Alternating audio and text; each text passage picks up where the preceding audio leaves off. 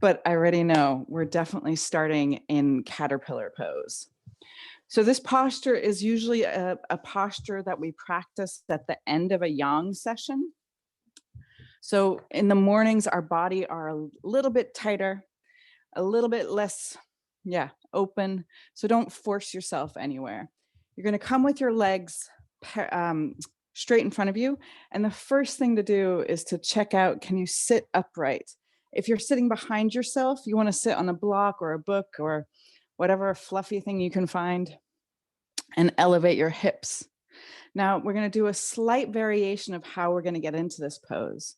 You're gonna bend your knees a little bit and just hug your knees and your belly to your chest. And then you're gonna start to slide your legs forward. And we're gonna hang out here for just a couple of breaths. And then we're gonna ease into the pose, letting everything relax. So this is just a slightly different way to come into a forward bend. So take a full breath in, and with your exhale, sigh out.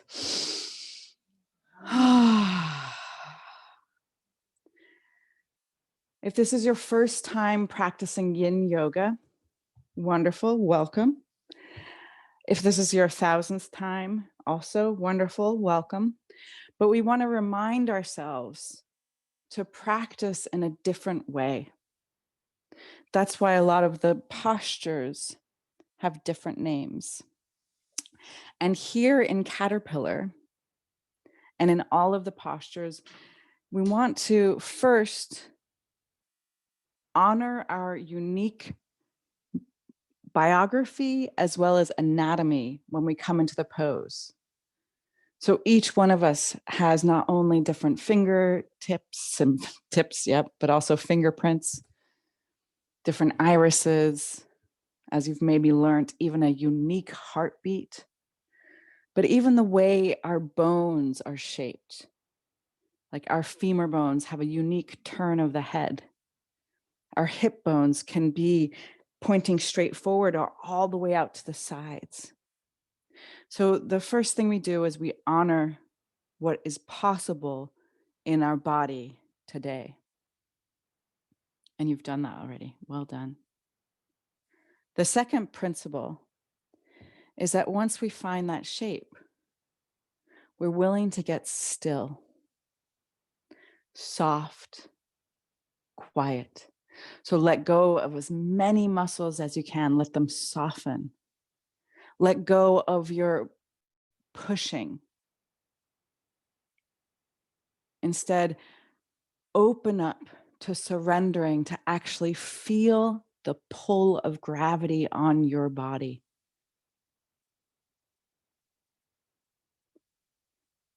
And the final piece is to, once we have found our unique shape and we've softened into the posture, then we want to invite a willingness to stay. So we stay when it's annoying or boring, or you maybe have other language for it.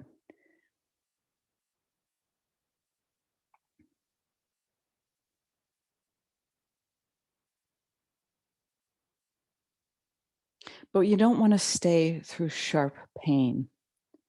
So in pretty much in all matters, like be obedient to a way high power or nothing. Instead, what I'm saying here are suggestions.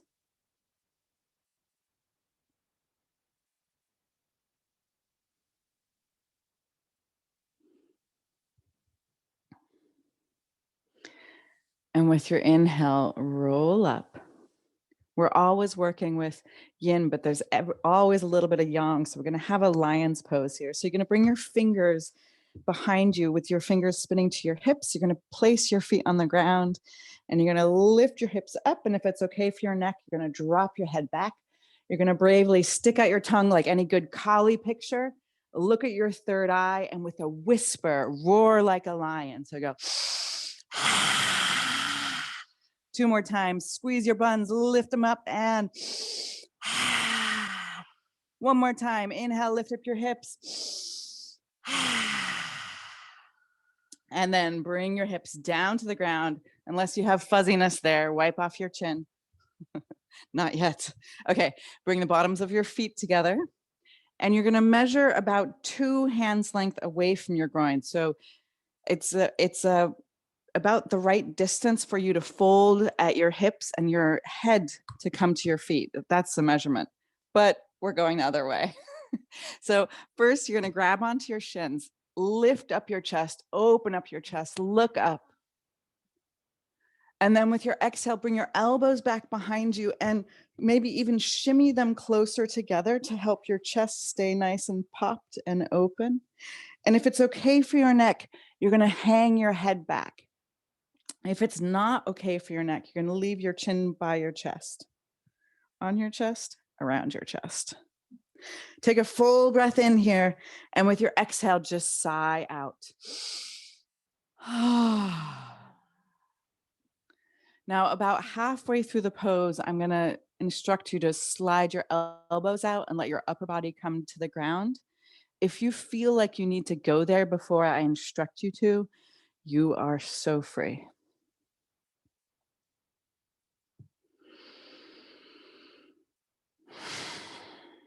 So in our yin practice, we focus on different series that particularly speak to a set of organs in our body.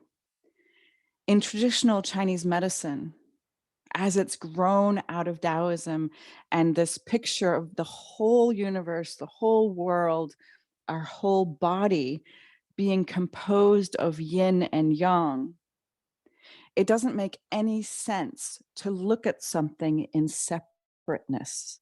It only makes sense to look at something in relationship. So when we look at different organs, they always show up as pairs, where one organ will be more yin and one organ will be more yang.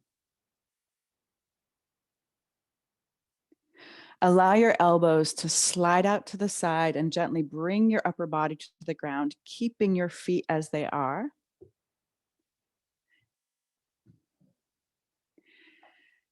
And then if you want, you can bring one hand onto your belly, one hand onto your heart. Or you can bring your hands over your head in a mudra where you connect your thumbs and your index fingers and you slide your thumbs right to where your head and the earth meet. And like from above, it would look like you're wearing like a holy hand tiara or maybe some antlers.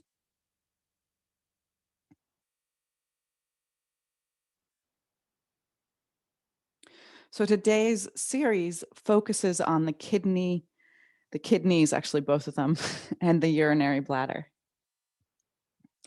And in traditional Chinese medicine, the yin organ of the kidneys is based on not the gross anatomy, but it's actually based on processes. So within traditional Chinese medicine, the kidneys include the adrenals that like kind of sit on top of the kidneys like little gnome hats. And the adrenals are connected to our fight, flight, or freeze kind of responses. And the kidneys are also connected to the ovaries in women and the testes in men.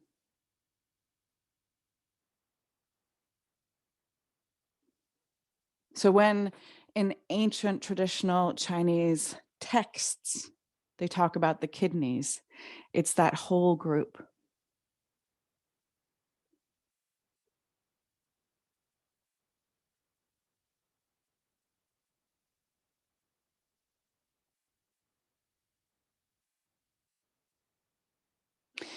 The kidneys are given the role of being the root of life.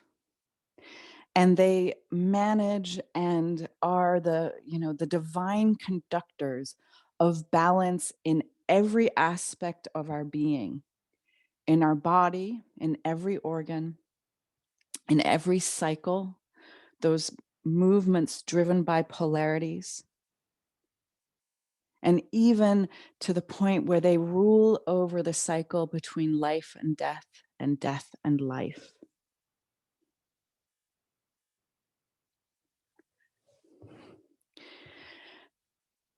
With your next inhale, you're going to lift up your feet and you're going to come into happy baby.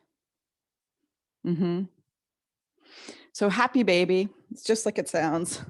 You're going to grab onto the insides of your feet with your spine laying on the ground. You're going to pull your bent knees towards your armpits by having your hands weighing down on your feet. Your head's relaxed. We're going to start off that way and we're going to do some variations. You want to feel your lower back curling to the ground. You all look perfect in this pose. And if you've ever had the joy of watching a baby grow and become more and more themselves, you'll even, this isn't called happy baby pose, like randomly, like babies naturally can do this and do this, as many yoga poses. Now, either stay here the whole time with both of your legs bent, or extend one of your legs, reaching to line up your toes on the floor lined up with your ears. So reaching is, the first part of reaching. You want to keep your lower back on the ground, Amber Love. So start with one leg. So you really pull it towards your ear or level with your ear.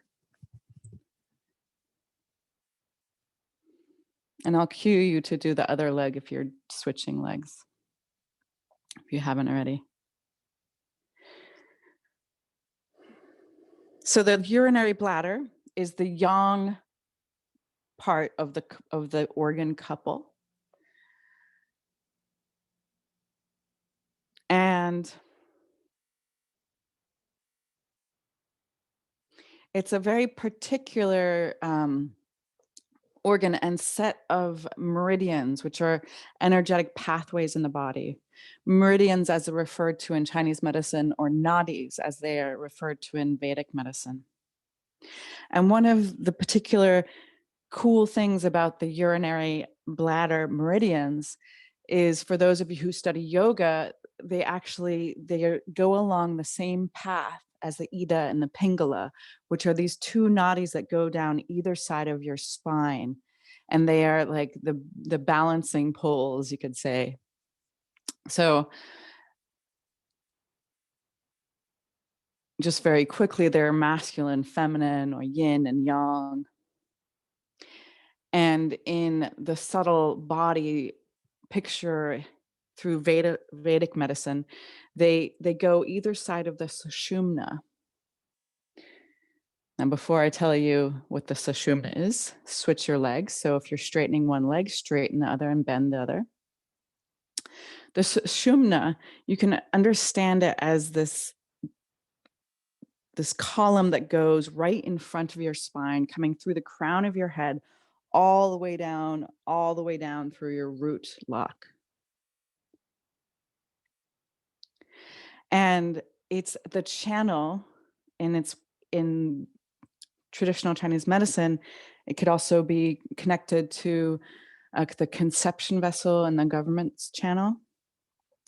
But this channel is our direct connection to the divine, our experience of joy, of bliss, of belonging even.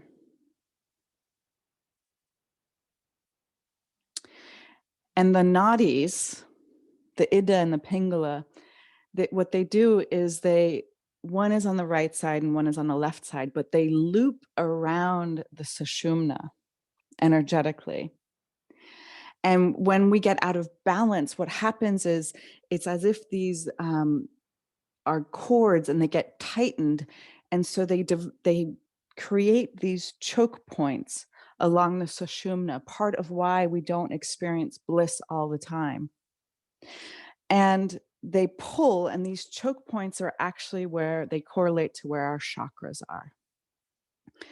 Now for one full breath, maybe stretch out both of your legs, and then with your exhale, hug your knees to your chest. Maybe lift up your face and kiss your beautiful knees. Thank you for being so awesome and getting you this far in life. And then start to rock on your spine gently backwards and forwards, landing in a seat. And then we're going to spin around so that we can stretch our legs long ways on the yoga mat. Now, take your legs as far as your legs go. Now, remember, some people's hip sockets are right here. Some people's hip sockets are right on the sides.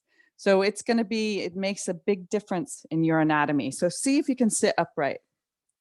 If you can't sit upright, you can sit on blocks, books, blankets. I'm sure there's 1,000 other things you can sit on. Rocks, not so comfy. Okay. But you want to make sure you have that alignment. And we're going to start by actually twisting.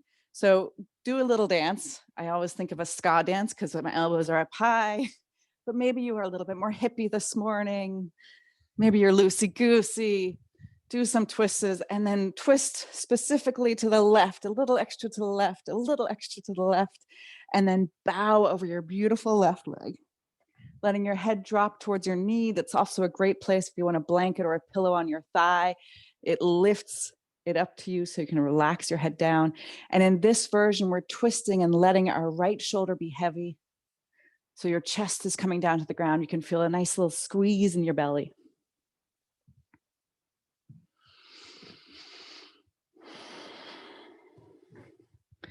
So it's a very beautiful mirroring of how holistic systems have evolved separately in different disparate parts of the world, but actually offer the same kind of primordial or archetypal elements to the system. So the nadis of the Ida and the Pingala, they're all about balance.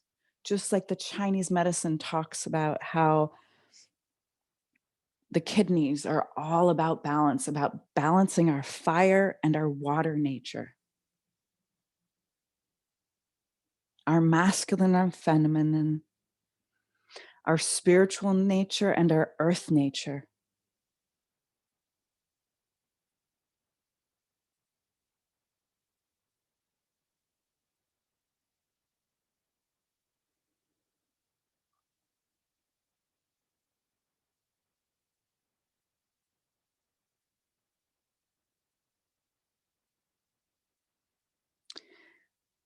These polarities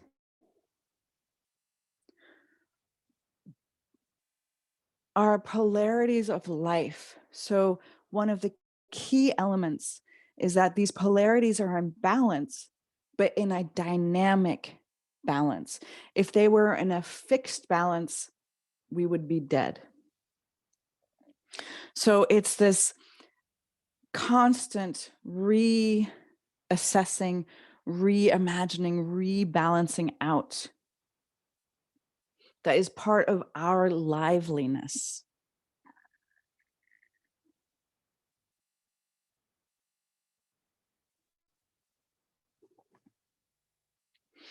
And when we start to meditate on the processes of the body, the processes of our biography, or even the bigger processes of life and death, we notice that they are constantly in movement.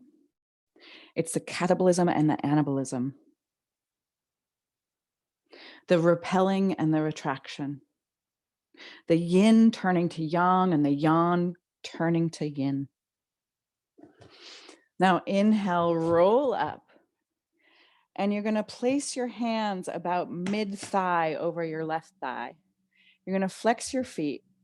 And now you don't need freakishly long arms, but a nice strong root lock. Push the ground down and see if maybe your butt lifts up, or maybe you can lift up your legs and then relax them back down. And if you're anything like me, you got to shake them out because they get a little Charlie horse. Yes.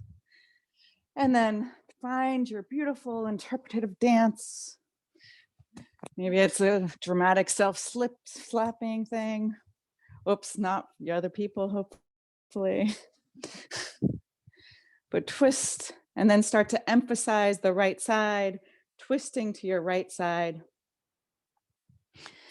And then bring your hands to the other side of your leg and bow down to your beautiful right leg.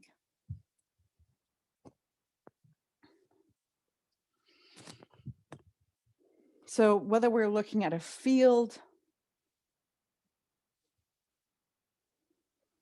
the environment, an ecosystem, or a body, one of the ways to recognize health is that the systems are in balance.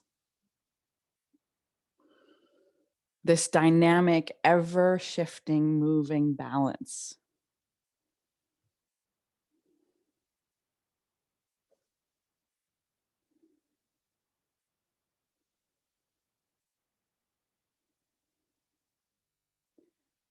And in a holistic picture of the body of the human being, or even of the earth, every participant is key. So whether we look at our undividable self, and we look at our spirit nature, our soul nature, and our body, or if we think of our thinking, willing, and feeling,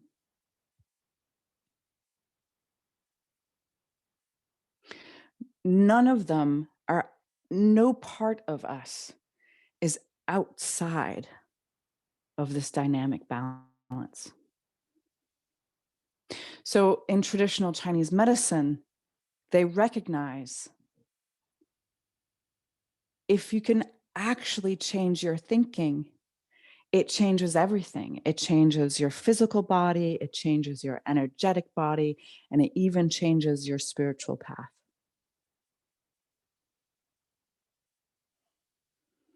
So we can move our body to change our mind. We can have an epiphany in our feeling life that changes our destiny.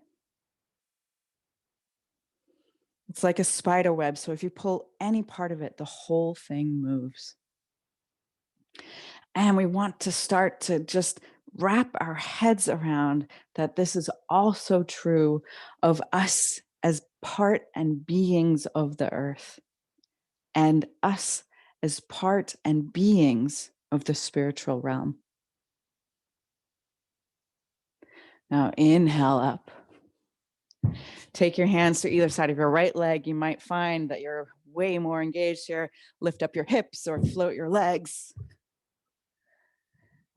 And then find your way to the center and start to, so if you're a dancer, maybe just lie straight down. If you're not quite there yet, maybe you're dropping your chin, but anywhere in between, bring your elbows down if it works for you, bring your hands down if that's better, let your body soften. Heart open, heart forward, heart full. And then soften into the pose. Let your head hang.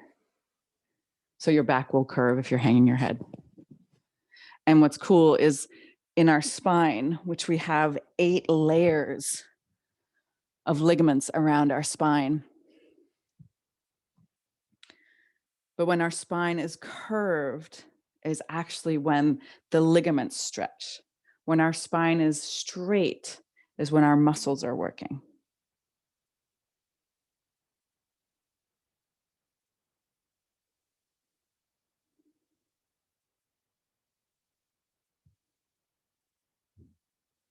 And now ultimately, the balance, of course, is also between the earth and the spiritual realm.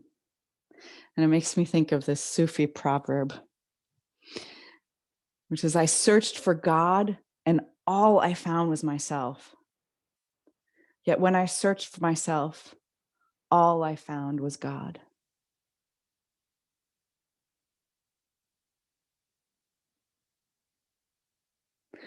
So that's an old proverb, hundreds and hundreds of years old. And there's many reiterations of it in different cultures at different moments.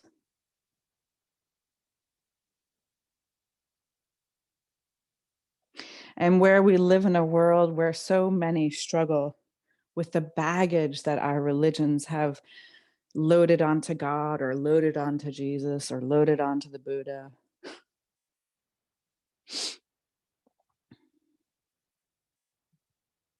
We want to start to really connect to the cosmic nature of these things.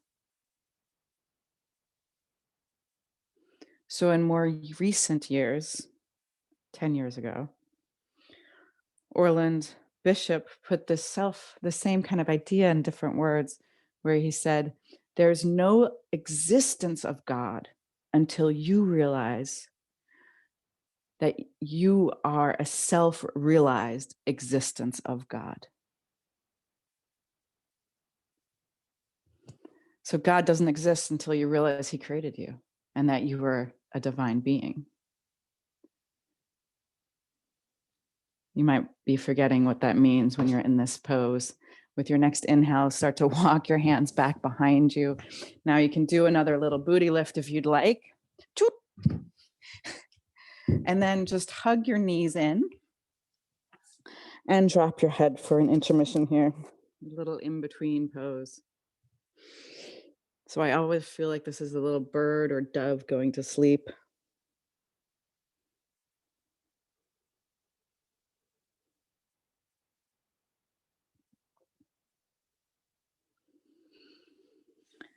And then release. And we're going to have two options here. So I'm going to show you the first option. We're going to come into saddle pose.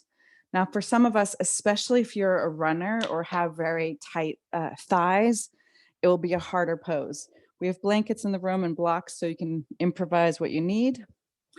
But you want to sit either on your heels, which will make for a slighter, deeper back bend, or in between your heels. Or if you're freakishly, bendy, you might have your feet actually even sticking out to the sides. It's quite dramatic.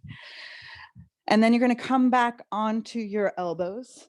And if you can come here without your knees going way up, then you can hang out here.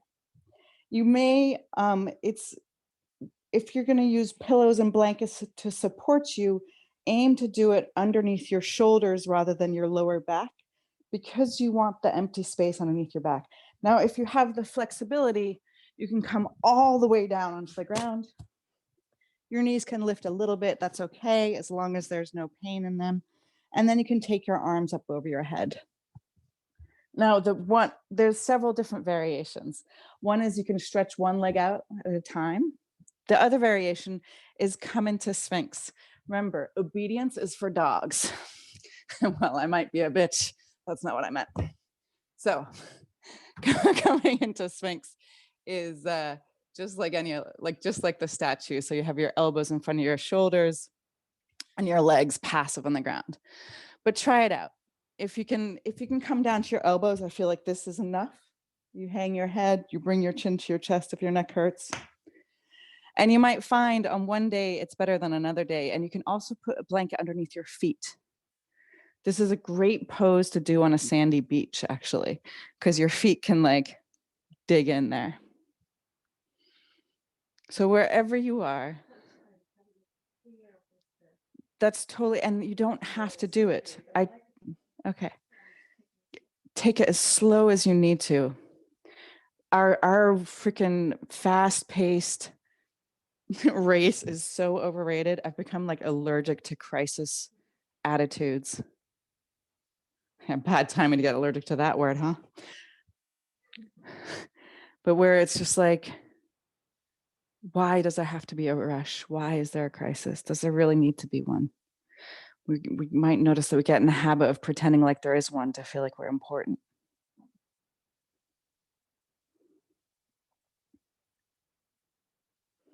But make peace with the pose, see where you're at. And even if there's not other people in the room doing Sphinx pose, it's a very respectable pose to do.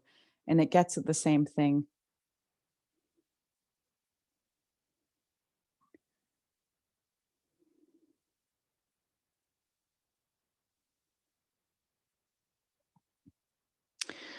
So when we look at this idea of dynamic balance,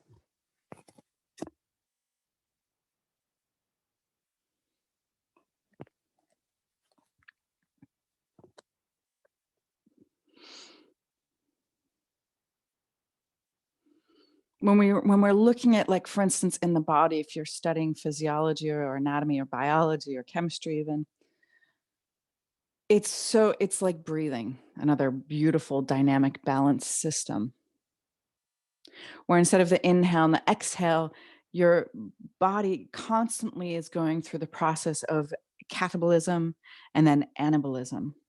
So catabolism is when, like, a catastrophe where everything breaks down. And anabolism is where it's then built back up. And this dynamic system keeps on going. And when our systems get out of balance, that's when dis-ease is created, or disease in your body. You can imagine it very, very abstractly as grabbing and letting go, grabbing and letting go. Maybe grabbing's not the most esoteric terms, but it's really, I mean, this is what we discover on nearly every level of our existence. We'll feel good, we want to grab it and keep it. We'll feel bad, we want to let it go. But when we get out of balance, it's when we start to grab without letting go. And you can notice in the body, for instance, like, think about what cancer is, for instance, where it's this buildup and this metastasization where something gets bigger and bigger and bigger, and it doesn't break down.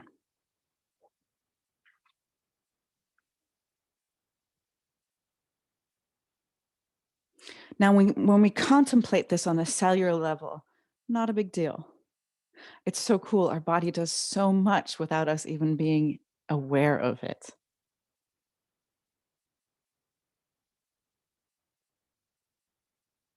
And Western science can tell you a lot about the different processes of separate systems.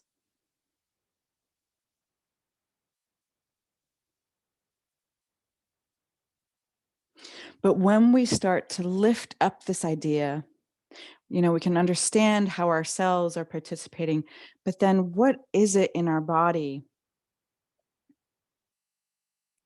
that biases our organic biological systems to go in one direction or the other? Could it be our invisible nature? This being that lives through our physical body.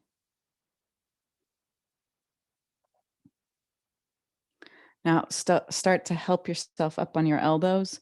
So you can come up one elbow at a time, or you can also kind of roll to the side,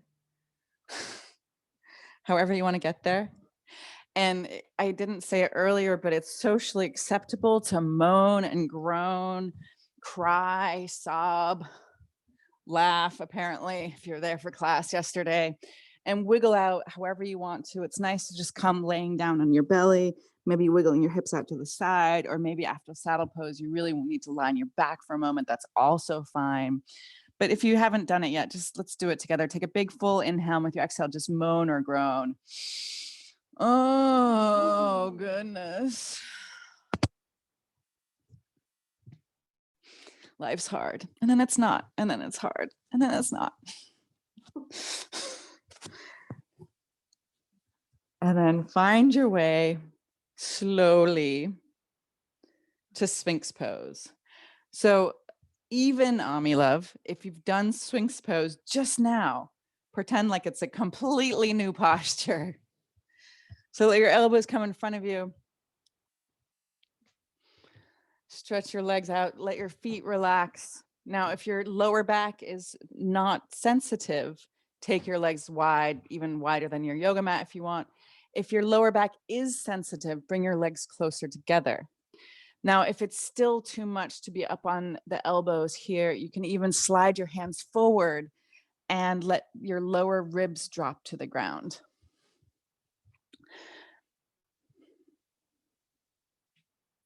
Now, just to get involved a little bit with our face, we're going to have a little face yoga moment, because I mean, this is one of this, like, I love Fumiko, who came up with face yoga, because she was like, we do all these things with our bodies and we forget about our face. And as a Bikram yoga teacher, I remember when I first started teaching, like, I felt like the worst torturer in the world. Like, everyone had these excruciating, like, painful looks on their faces. And I was like, God, am I really messing up? And then they come out of yoga and they'd be like, oh my gosh, that was amazing. I'm like, but what? Did you look like you hated every second? So we're going to practice. With your inhale, you're going to slide your chin to your right shoulder and then lift your chin up so it stretches your neck, and then make your beautiful, beautiful kissy face. So puster your lips, like you're blowing kisses into the universe. You can kind of giggle while you do it, but you want to feel the effort in your neck, helping prevent the saggy neck skin later in life.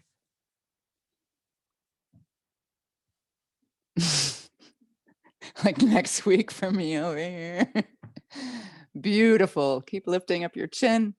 Good morning. And then slide, let your chin drop down, and you're going to slide your chin to your left shoulder, and then you're going to purse your lips.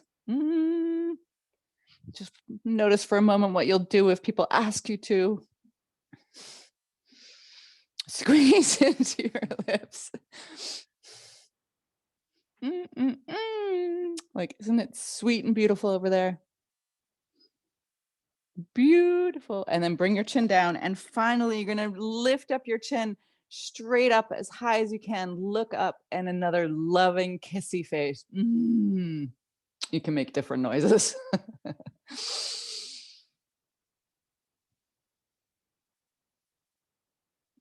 Beautiful. And now just let your peaceful, relaxed face enjoy. You can add ones. It's totally great. You're a natural, Diego. Let your bones be heavy.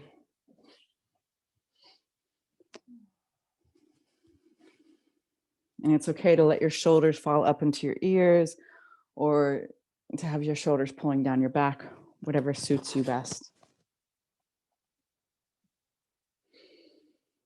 Now, harder for us to understand is the kidneys house our relationship between life and death.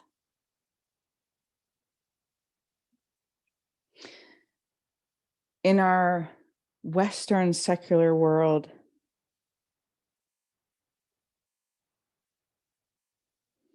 it is an amazing freedom to be able to believe that there's nothing holy and nothing invisible and nothing divine. This is part of the hallmarks of human beings' freedom. Yes, you can believe whatever you want to.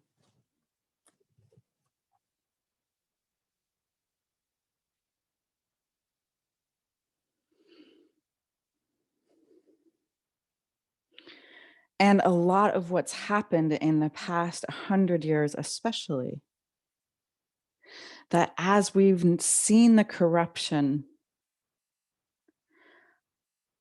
in institutions, especially the churches, rightfully, we've become disgusted. But we've thrown out everything because of the errors of men, of individuals, of imperfect human beings.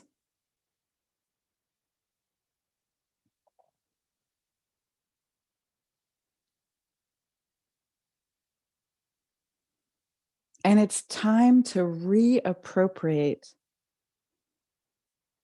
some of the stories and some of the beings and absolutely divinity from these corrupt institutions.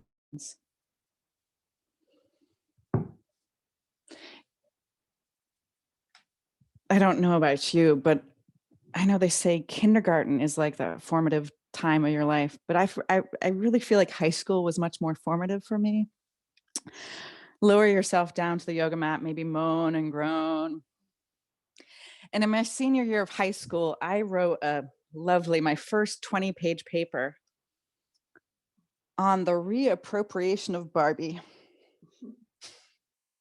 Yep. You know, I went to a total hippie school. It was awesome. It was a boarding school. And believe me, Barbie was not the cool thing. It was the epitome, like the poster child of oppressed women. All right, start to, where am I going? I'm going to this. Now start to come back into child's pose, just as a transition here.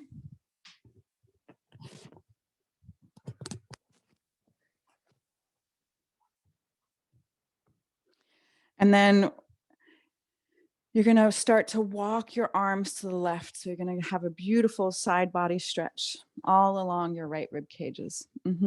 So you'll feel like you want to push down and get heavy in your right hip as your arms stretch to the left.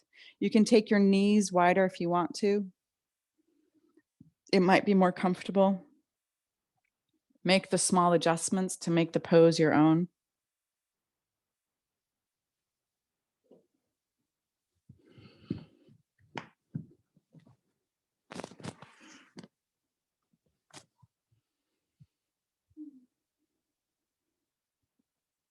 Now, this paper that I wrote looked at different projects that were being done with Barbies. All like from like, there was a group of feminists who, or maybe it was even LGBT group that would go and take, I probably steal, I'm not going to pretend, Barbies in their packaging from stores, and they would unpack it in such a way that they could repack it. And they would do things like they'd have AIDS Barbie with her own IV, or they would have like GI Jane Barbie in like camouflage and like totally like a GI Joe outfit kind of thing.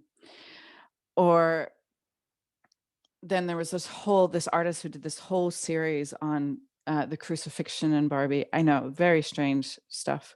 But one of my good friends, actually, who I met later after I'd written this paper, I met her at one of the first jobs I had at a coffee shop. She did a whole art show, like how to get Barbie to stand on her own 2 feet. But there was this whole kind of like reappropriation of the imagery, of the idea of a beautiful woman.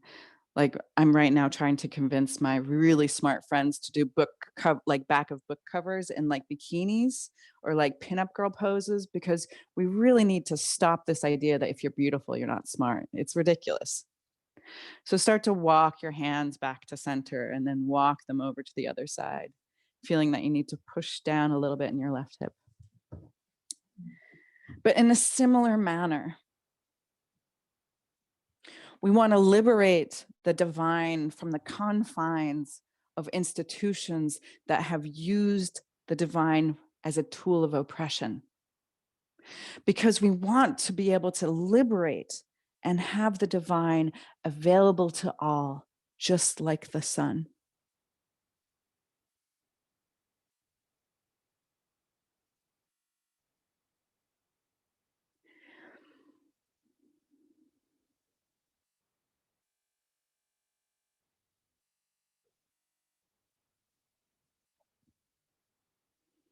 We're so used to keeping stories of Jesus Christ neatly pushed away into corners of religion that we look down on. But this element of resurrection is the type of transformative medicine that we need so wholly and so deeply right now. Because what it represents is this transformation that is beyond our understanding as reality.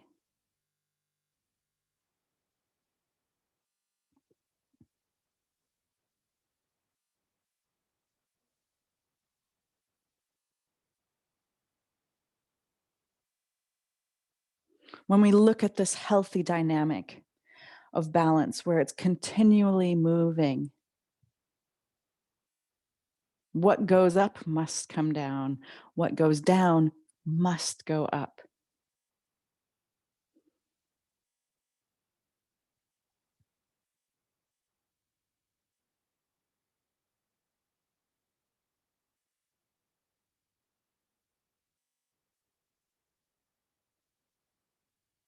The Christ being that incarnated into Jesus had such an ultimate anarchistic, all-inclusive attitude. He never turned anybody away, never withheld his love from anyone or his truth. And start to walk your arms back to center. Squeeze your knees together. Let your arms drop behind you in little embryo pose.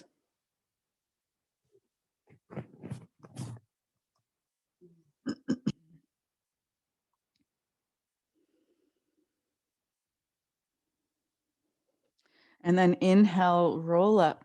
And you're going to cross your ankles and roll over your crossed ankles. Ta-da!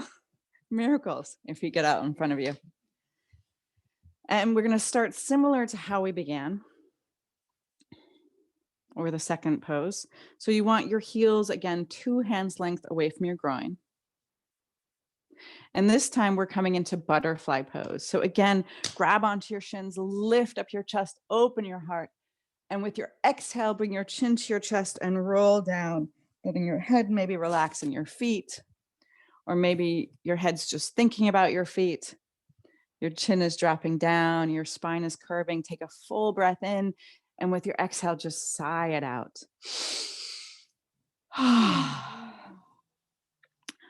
On this day of Good Friday, Långfredag, it is the day of crucifixion and the death of Jesus Christ.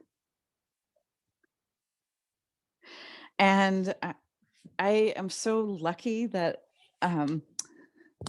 with some things, as you all are, unlucky with other things. But in my childhood, my parents did something that was so cool. And it was so cool that I didn't realize they'd made it up. So in my family, I have 4 younger siblings. We had the tradition that on Good Friday, we would make caterpillars. And sometimes we make caterpillars out of beeswax or Play-Doh, or even once tried to whittle one.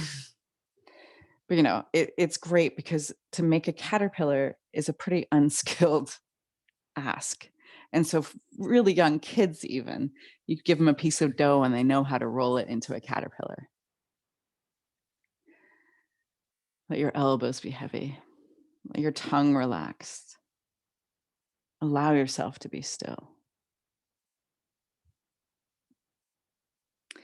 And we would go out in the garden and we'd find like maybe even some like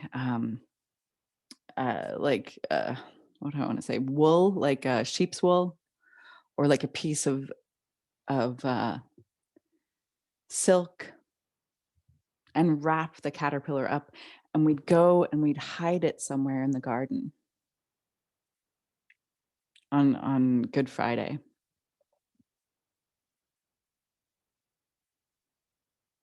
And then on Sunday, on Easter, traditionally we would have Easter egg hunts out in the garden.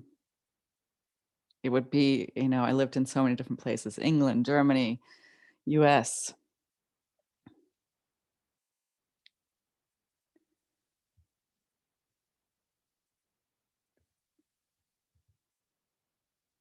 And we'd come back out, and not only would there be, of course, a very traditional, lots and lots of chocolate Easter eggs, or maybe less traditional boiled eggs that sometimes you found, hopefully all of them. Sometimes you'd find them years later. But what was so cool is we'd find this place that we'd hidden our caterpillar, and there in its stead, we would find this beautiful butterfly. I realized years later, of course, that it was my parents who did this. And sometimes the butterfly would be made out of silks or like tissue paper or drawn on paper, old watercolor paintings, lots of different styles to make butterflies in. But it was such a beautiful celebration that it didn't exclude anyone. So even if you're not religious, if you're not, don't understand the holy nature of Easter in the tradition of Christianity, this celebration of transformation is universal and cosmic.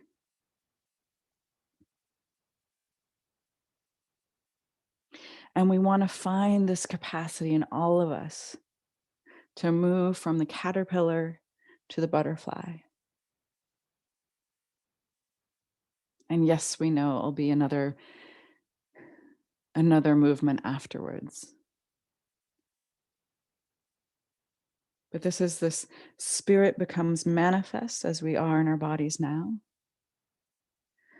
And then the manifest part disappears and spirit goes back.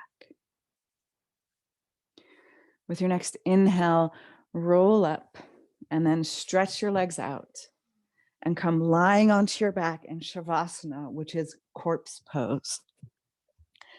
It's like the little brother to the little brother of sleep, to the little who was the little brother of death. So corpse pose. Who wants a blanket? Yes. Let the floor hold you. Feel that the solidness of the floor can help you be soft. Take a full breath out, in, and then just sigh it out through your mouth to help your whole body let go.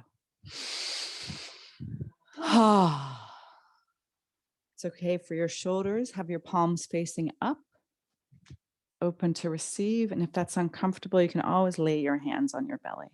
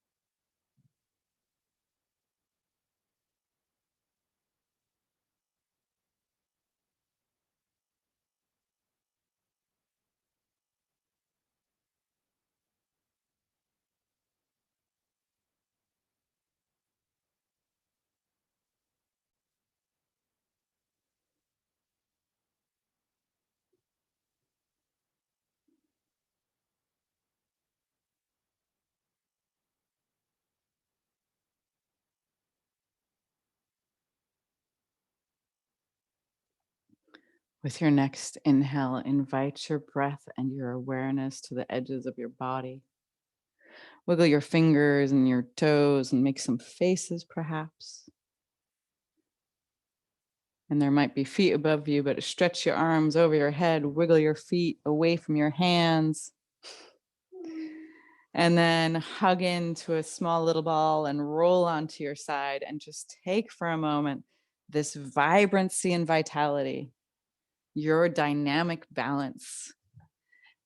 And then help yourself up into a comfortable seated position. So sitting cross-legged, easy pose, half lotus, full lotus, whatever works for you. Bring your hands to heart center, lift your heart up into your hands, palms pushing together, let your shoulders drop, sitting tall. And we're going to sound one Om, which sometimes sounds pretty, sometimes sounds weird. So just feel it and sound it. Empty your breath all the way. Take a deep inhale.